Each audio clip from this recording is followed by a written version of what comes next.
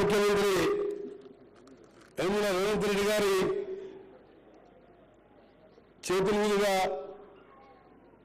Appointment order తీసుకోవడానికి వచ్చిన 20 ఇంజనీర్లను ముందుగా అభినందిస్తూ కార్యక్రమం పాల్గొంటున్న సహచార మంత్రివర్యులు, వేదిక పైన ఎమ్మెల్యేలు, మీ అందరూ అధికారులకు, చీఫ్ సెక్రటరీ గారికి మీ అందరూ కూడా నమస్కారం తెలియజేసుకుంటూ ముందుగా మీ అందరికీ దసరా శుభాకాంక్షలు తెలియజేసుకుంటూ దసరా ముందు మన గౌరవ ముఖ్యమంత్రి గారి కానుకగా 2022 సంవత్సరంలో నోటిఫికేషన్ స్టార్టింగ్లో అంటే 2022 డిసెంబర్లో నోటిఫికేషన్ ఇచ్చి దాని పక్కన పడితే ముఖ్యమంత్రి గారు బాధ్యత చేపట్టిన తర్వాత ఒక్కొక్కటి న్యాయపరమైన సలహాలు కానీ పరిష్కారాలు చూసుకుంటూ ఇవాళ దాదాపు 50,000 వరకు ఫిలప్ చేసుకుంటూ ముందుకు పోతున్న తరుణంలో మీ అందరూ కూడా ఈరోజు దసరా ముందు నేను ఇంజనీర్గా అపాయింట్మెంట్ ఆర్డర్ వారి చేతుల మీద తీసుకుంటున్న సందర్భంగా మీ అందరూ కూడా ఒక రిక్వెస్ట్ చేస్తున్నాం.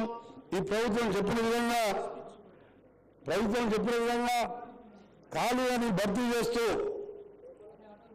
ఇంకా ఎన్ని ఖాళీలు ఉన్నా అన్ని భర్తీ చేసుకుంటూ జాబ్ క్యాలెండర్ కూడా ముఖ్యమంత్రి గారు రిలీజ్ చేసి దానికి తోడు మిగతా 25 లక్షల మంది యువకులు చదువుకున్న వాళ్ళు ఉన్నారు. వారికి ఏం చేయాలి? గత 10 సంవత్సరాలు ఉన్న తెలంగాణలో ఏమైనా ఆలోచించినప్పుడున్న ప్రభుత్వం కానీ గౌరవనీయులు మన ముఖ్యమంత్రి గారు స్కిల్ యూనివర్సిటీ అని ఈరోజు పెద్ద క్యాంపస్ తీసుకుని సంవత్సరానికి 10,000 మంది ఆనంద్ మహేంద్ర అని ప్రముఖ యూనివర్సిటీకి దాని చైర్మన్గా పెట్టి స్కిల్ యూనివర్సిటీతో పాటు మీ అందరూ కూడా ఇంజనీరింగ్ చదువుకున్న సబ్జెక్ట్ నాలెడ్జ్ ఉంటుంది, కానీ మీ ప్రాక్టికల్ లేక మీ సెలెక్ట్ కాలేకపోతుంది.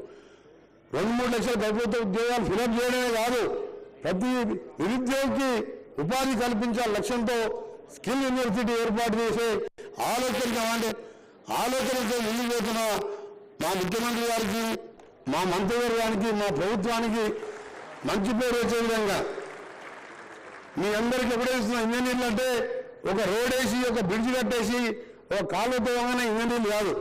మీరు కట్టే పని, మీరు చేసే పని నాణ్యత ఉన్నదా లేదా, 24 గంటలు మీరు ఏ పని చేసినా దాన్ని క్వాలిటీ మెయింటైన్ చేస్తూ అది రాత్రైనా సరే పని జరిగే సమయంలో మీరు అక్కడ ఉండాలి. అసిస్టెంట్ ఇంజనీర్ ముఖ్యం.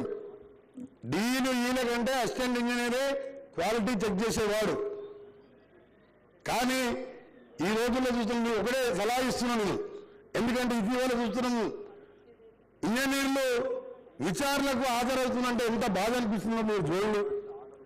సార్ మోక్షమున్న విశ్వేశ్వరరావు లాంటి భారతరత్న అలాంటి ఇంజనీర్ పుట్టిన ఈ దేశంలో గత ప్రభుత్వం చేపట్టిన అనాలోచిత కార్యక్రమాలు, వాళ్ళు ఇచ్చిన సలహాలు పక్కన పెట్టి ముఖ్యమంత్రి చీఫ్ ఇంజనీర్గా మారిపోతే ఇవాళ కట్టిన 3 ఏళ్లకే మేడిగడ్డ లాంటి బ్యారేజీలు కుంగిపోతే 70 ఏళ్ల కింద సాగర్ డ్యామ్ కట్టి అప్పుడు క్రేన్ లేవు, టెక్నాలజీ లేదు, పెద్ద పెద్ద బండరాళ్ళు పాలమూరు లేబరు బండరాళ్ళతో డ్యామ్ కడితే ఇప్పటికి ఎక్కడ గీత కూడా పడలే. అది కట్టిన ఇంజనీర్లను మీరు వాళ్ళని ఆదర్శంగా తీసుకోండి. కాళేశ్వరం కట్టిన ఇంజనీర్లను కాదు. మీ అందరికీ మళ్ళా చెప్తున్నాను నువ్వు, ఎందుకంటే ఆయన అప్పుడు చెప్పేవాడు అంతా నేనే మొత్తం ఇంజనీర్ నేనే ఈ ప్రపంచంలోనే వింటా అన్నాడు. కుంగిపోయిన తెల్లారేమన్నాడు, ఒక పోలీస్ ఆఫీసర్ స్టేట్మెంట్ ఇప్పించినాడు, ఇదో విద్రోహ చర్య అన్నాడు. ఆఖరికి బయటపడ్డది. విద్రోహ చర్య అయితే బాంబులు పెడితే పైకి లేస్తుంది అని కిందికి పోతుంది ఎక్కడైనా. అలాంటివి చేసి ప్రజలని మోసం చేసి 1,50,000 కోట్లు ఖర్చు పెట్టి ఆ భారం మన మీద మోసిపోయింది. అందుకని మీ ఇంజనీర్లకు మీకు సలహా ఇస్తూ మాకు కూడా మాది ఎమ్మెల్యే అయినా మినిస్టర్ అయినా ముఖ్యమంత్రి మన ముఖ్యమంత్రి గౌరవనీయులు 10 ఏళ్లలో ప్రతిరోజు ఆదివారం లేదు, శనివారం లేదు, ప్రతిరోజు హైదరాబాద్ ఉంటే సెక్రటరియట్కి వస్తారు, ఇంటి దగ్గర ఉంటే ఎవరైనా కలుస్తారు. గత ముఖ్యమంత్రి గారు 10 ఏళ్లలో 10 సార్లు కూడా సెక్రటరియట్ రాలే. అంటే పనిచేసే ప్రభుత్వానికి మాటల ప్రభుత్వానికి చేయండి.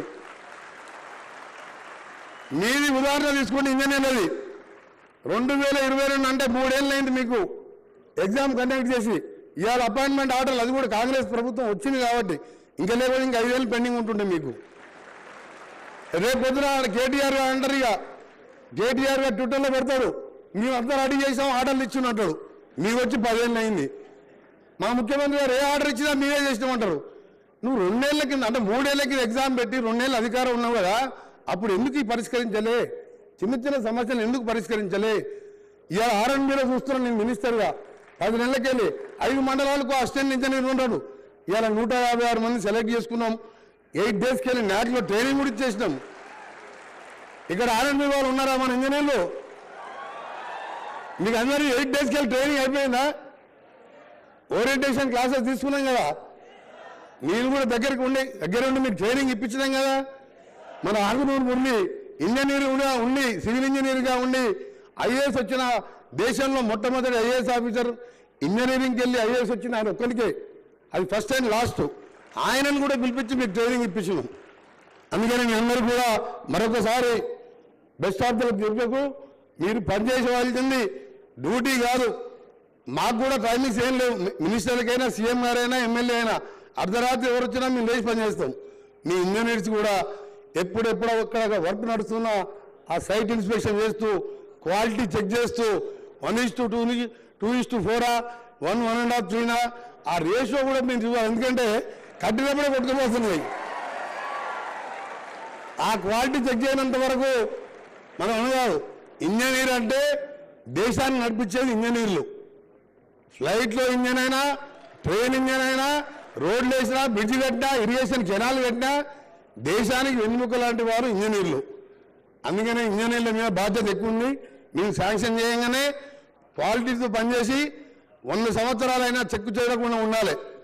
మరొకసారి మోక్షగుండం విశ్వేశ్వరయ్య గారు హైదరాబాద్ 1905లో వరదలు వచ్చినప్పుడు అప్పుడు నిజాం గారు వారు విర్పిలిస్తే గండిపేట దగ్గర ఈసా నది ఉండే చిన్నది, అక్కడ గండిపేట రిజర్వాయర్ కట్టించి హైదరాబాద్ వరదలు వచ్చినా ఇబ్బంది లేకుండా ఉండాలని ఆ రోజు విశ్వేశ్వరయ్య గారి ప్లాన్తోనే అది కట్టిండు.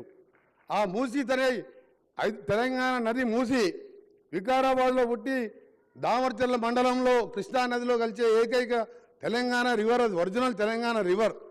ఇవాళ మురికి కూపంగా మారిపోయి దాంతో చుట్టుపక్కల ఉన్న వాళ్ళే కాదు, హైదరాబాద్, రంగారెడ్డి, నల్గొండలో 1 కోటి మంది ఆరోగ్యాలు, క్యాన్సర్లు, లంగ్ ఇన్ఫెక్షన్లు వస్తుంటే దాన్ని ఒక ఛాలెంజ్గా తీసుకున్న ముఖ్యమంత్రి గారు దాని మీద మాట్లాడుతున్నాడంటే వీళ్ళు ఎక్కడ చదువుకుంటారా? ఆయన గుంటూరుకి వెళ్ళి అమెరికా పోయినట్టుగా నాకు డౌట్ అయిందంటే గుంటూరులోనే చదువుకున్నట్టు, అమెరికా పోనట్టు. నేను అహ్మదాబాద్ రివర్ పోయినసారి ఎంపీగా, స్టాండింగ్ కమిటీ మెంబర్గా గాంధీ ఆశ్రమం తర్వాత సబర్మతి ఇష్టం పక్క నుంచి పోతుంటుంది. మేమందరం ఎంపీలం పోయి ఆ నీళ్ళు తాగినాం. అది స్వీట్ డ్రింకింగ్ వాటర్ లా ఉన్నది. అహ్మదాబాద్లో మోడీ గారు ఉన్నప్పుడు దాన్ని ఖర్చు పెట్టి చేసుకోవచ్చు, నమామి గంగా చేయొచ్చు. ఇక్కడ బీజేపీ వాళ్ళు మాత్రం మూసిని ముట్టుకుంటూ ఊక్కునే లేదని కిషన్ రెడ్డి గారు మాట్లాడతారు. మీరే ఇంజనీర్లు ఆలోచించండి. ఇవన్నీ ఇవాళ అప్పుడు మా బట్టి గారు జపాన్లో ఆయన కారులో పూతపోతూ తీసిన వీడియోలు అన్నీ చూపించింది నాకు. సిటీ మధ్యలోకి వెళ్ళి రివర్ ఎట్లుందంటే ఒక ప్యూర్ రివర్ లాగా దాన్ని చేయాలని ముఖ్యమంత్రి గారు ఆలోచన చేస్తే దాని మీద కూడా రాజేదంటే వాళ్ళకి ఏందంటే ఈ తెలంగాణ అభివృద్ధి చెందే అవసరం లేదు. అధికారం ఏంటంటే ఫ్రస్ట్రేషన్లో మాట్లాడుతున్నాం.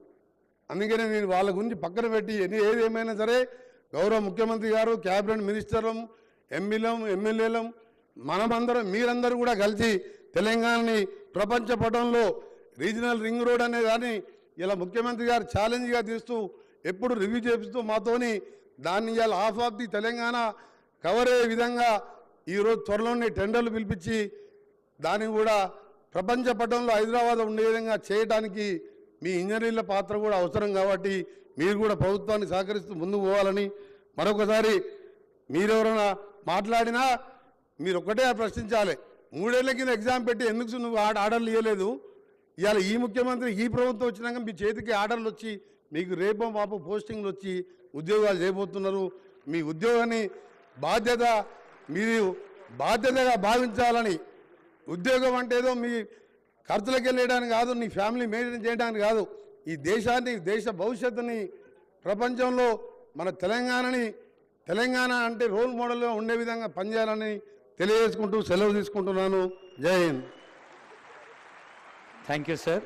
ఇప్పుడు కొత్త భవితకు చిరునామా రాస్తున్న పండుగ సందర్భం ఆనరబుల్ సీఎం గారి చేతుల మీదుగా నియామక పత్రాల అందుకోవటం కోసం సిద్ధంగా ఉన్నారు.